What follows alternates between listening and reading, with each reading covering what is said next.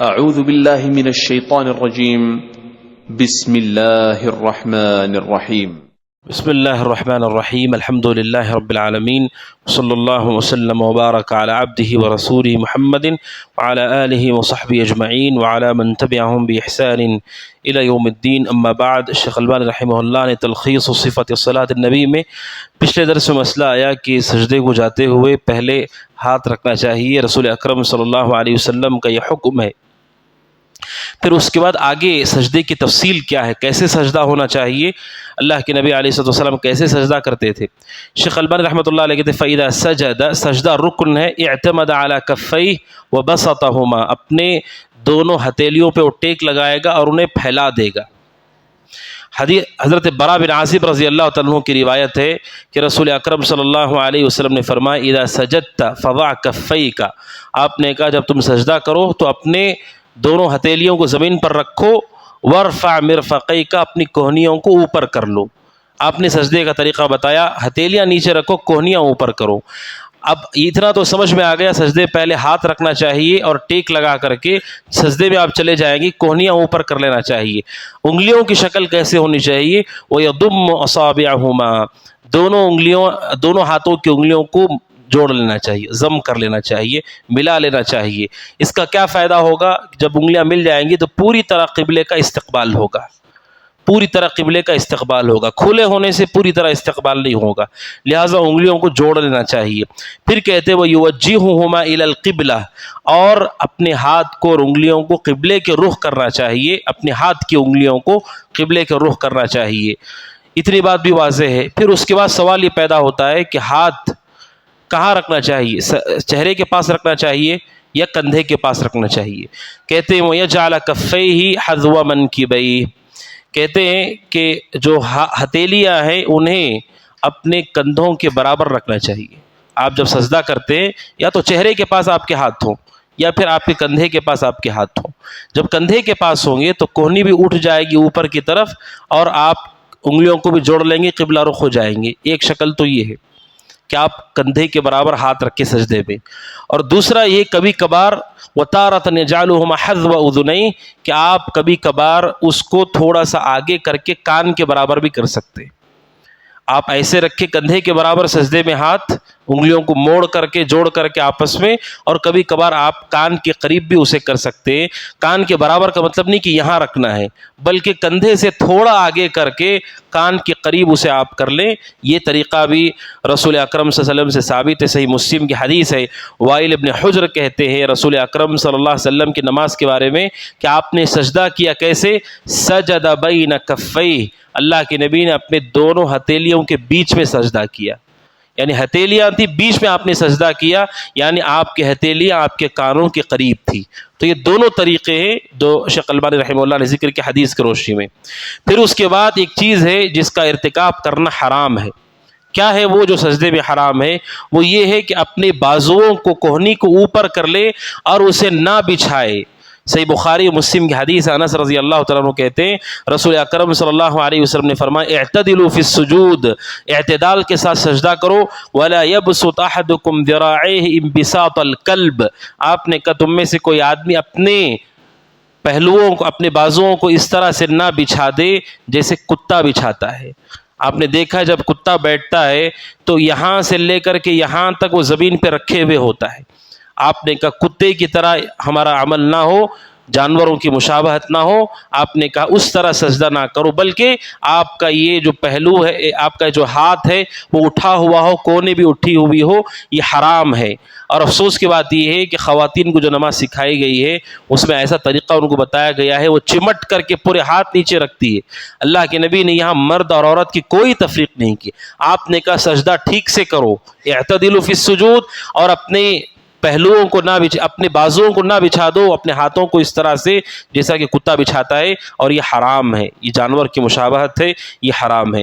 پھر اس کے آگے مسئلہ ذکر کیا شیخ البانی رحمہ اللہ نے، سجدہ کرتے ہوئے کتنے اعضاء ہیں جن پر سجدہ ہونا چاہیے، کتنی ہڈیاں ہیں ان پہ سجدہ ہونا چاہیے. صحیح بخاری مسلم کی حدیث ہے، اللہ کے نبی نے فرمایا علیہ الصلوۃ والسلام امرت ان اسجد علی سبعۃ اعظم، آپ نے کہا مجھے 7 ہڈیوں پر سجدہ کرنے کا حکم دیا گیا ہے. ایک تو ہے پیشانی، اور آپ نے کہا علی الجبہہ پیشانی، اور آپ نے اپنے ہاتھ سے ناک کی طرف بھی اشارہ کیا. پیشانی کا نام لیا آپ نے اور ناک کی طرف اشارہ کیا، یعنی ناک سے لے کر کے پیشانی تک، یہ ایک. اور پھر 2 ہاتھ، پھر 2 گھٹنے، اور اطراف القدمین آپ کے 2 پیر، اس کی انگلیاں. تو پیشانی اور ناک 1، اور یہ 3، اور یہ 2 5، اور پھر 2 پیر، یہ 7. اللہ کے نبی نے کہا 7 ہڈیوں پر مجھے سجدہ کرنے کا حکم دیا گیا ہے، اس کے بغیر سجدہ نہیں مانا جائے گا. اگر کوئی آدمی نماز کے دوران ایک پیر پر دوسرا پیر رکھ لے، اس کا سجدہ باطل ہو گیا اور نماز بھی اس کی قبول نہیں ہوگی. کچھ لوگ کیا کرتے ہیں، سجدہ جب کرتے ایک پیر رکھتے اور ایک پیر کو اس کے اوپر رکھ دیتے، تو اس نے 7 ہڈیوں پر سجدہ نہیں کیا، 6 پر کیا. اب 6 پر کیا ہے تو سجدہ نہیں ہوا، جو کہ رکن ہے. اب رکن نہیں ہوا تو پھر نماز بھی باطل ہو جائے گی. اور بعض لوگ کیا کرتے ہیں، اپنی ہاتھوں پہ سجدہ کرتے ہیں. ہاتھوں پر سجدہ کرنا بھی حرام ہے، ہاتھوں پہ سجدہ نہیں ہو سکتا ہے، سجدہ زمین پہ آپ کو کرنا ہے. کچھ لوگ کیا کرتے ہیں، اپنے ہاتھ ایسے قریب کر کے اس پر چہرہ رکھ لیتے ہیں تاکہ انہیں اچھا محسوس ہو. یہ حرام ہے. 7 اعضاء کا زمین پر لگنا یہ ضروری ہے.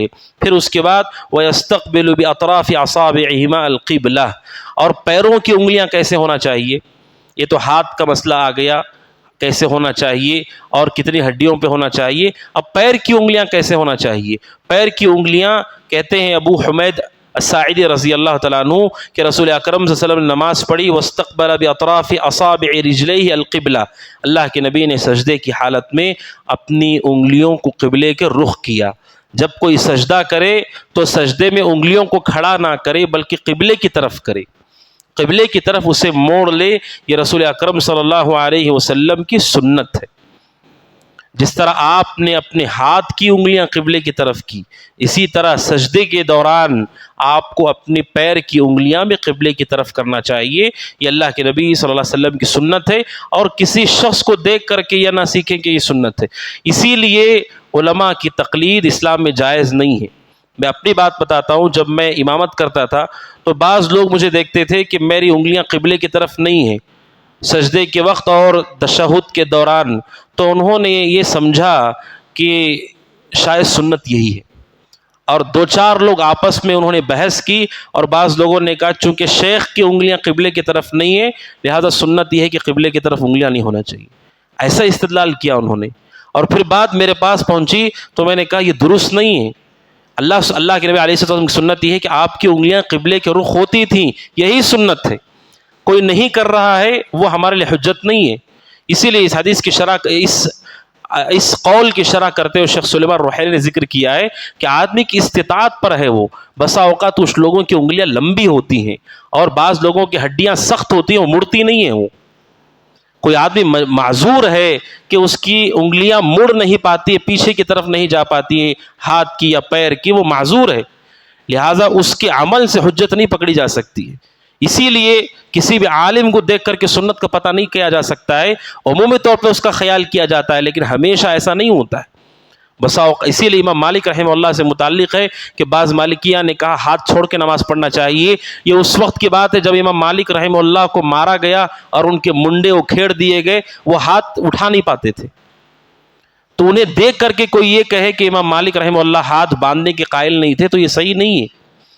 تو سنت یہ ہے کہ انسان اپنے پیر کی انگلیوں سے بھی قبلے کا استقبال کرے جس کو اللہ سبحانہ و تعالیٰ نے استطاعت دی ہے. اور آخری مسئلہ ہے وہ یہ ہے اس وقت ایڑیاں کیسے ہونا چاہیے. وَيَرُصُّ عَقِبَيْهِ، ایڑیاں آپس میں ملی ہوئی ہونی چاہیے. اس حوالے سے ابن خزیمہ کی روایت ہے، حضرت عائشہ رضی اللہ تعالیٰ عنہ کہتی ہیں کہ اللہ کے نبی علیہ الصلوۃ والسلام میرے ساتھ بستر پر تھے، پھر میں نے دیکھا، یعنی آپ حضرت عائشہ کی نیند لگ گئی، جب نیند کھلی تو دیکھا اللہ کے نبی علیہ الصلوۃ والسلام نماز پڑھ رہے ہیں، تو میں نے آپ کو سجدہ کرتے ہوئے پایا. کیسے سجدہ آپ کر رہے تھے؟ راسن عقبی، آپ کی ایڑیاں آپس میں ملی ہوئی تھیں اور آپ کی جو انگلیاں ہیں پیر کی قبلے کی رخ تھی. یہ حضرت عائشہ رضی اللہ تعالیٰ عنہ بیان کرتی ہے، ابن خزیمہ کی روایت ہے.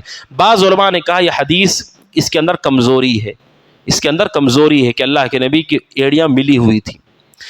لیکن صحیح مسلم کی حدیث میں پورا واقعہ ہے، ایڑیوں کا ذکر اس میں نہیں ہے. حضرت عائشہ رضی اللہ تعالیٰ عنہ یہی بات کہتی ہے اللہ کے نبی میرے ساتھ تھے، پھر میں جب دیکھتی ہوں اللہ کے نبی علیہ السلام سجدے کی حالت میں کہ فَلْتَمَسْتُهُ، میں نے اللہ کے نبی کو تلاش کیا، کہاں ہے؟ بستر پر نہیں ہے.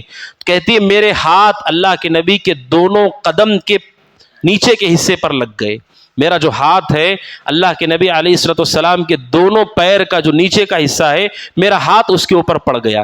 یہ صحیح مسلم کے اندر ہے. اس میں یہ نہیں ہے کہ حضرت عائشہ نے کہا آپ کی ایڑیاں ملی ہوئی تھی.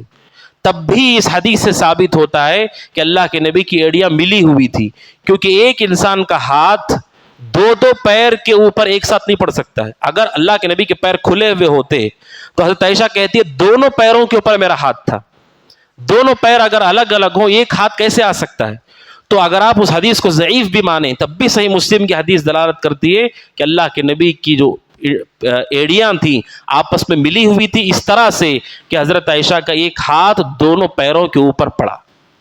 تو سنت یہ ہے کہ سجدے کی حالت میں ایڑیاں بھی ملی ہوئی ہوں. خلاصۃ القول یہ ہے سجدہ کرتے وقت ان ساری باریکیوں کو صحابہ نے نقل کیا ہے. اترتے وقت اپنے ہاتھ کو آپ آگے رکھیں، ہاتھ پر اعتماد کریں، پھر جب سجدہ آپ کریں انگلیوں کو آپ موڑ لیں، قبلے کے رخ کریں اور آپ اپنے ہاتھوں کو کندھوں کے برابر رکھیں. آپ کبھی کانوں کے قریب بھی کر سکتے ہیں اور ساتھ ہڈیوں پر آپ سجدہ کریں اور آپ کے پیر کی انگلیاں قبلے کے رخ ہوں اور آپ کے پیر آپس میں ملے ہوئے ہوں. یہ رسول اکرم صلی اللہ علیہ وسلم کے سجدے کا طریقہ ہے.